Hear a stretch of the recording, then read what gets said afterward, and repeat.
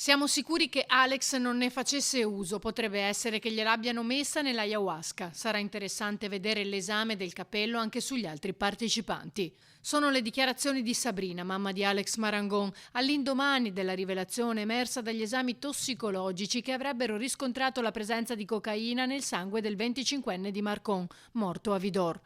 La donna, ancor più provata, contattata telefonicamente, non se l'è sentita di parlare al microfono, ma di rilasciare appunto queste dichiarazioni, aggiungendo: in ogni caso non ci risulta che il decesso sia dovuto a sostanze stupefacenti, ma dai colpi ricevuti. C'è poi un messaggio arrivato da un amico di Alex.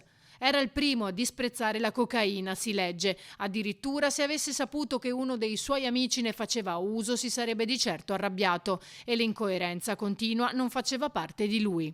Se c'è una cosa di cui sono sicuro, conclude, è che il mio amico non abbia mai assunto cocaina volontariamente. Intanto la procura di Treviso resta ferma sull'ipotesi di omicidio volontario. Nessuna modifica o integrazione al momento, che potrebbe avvenire solo dopo gli esiti definitivi degli esami tossicologici.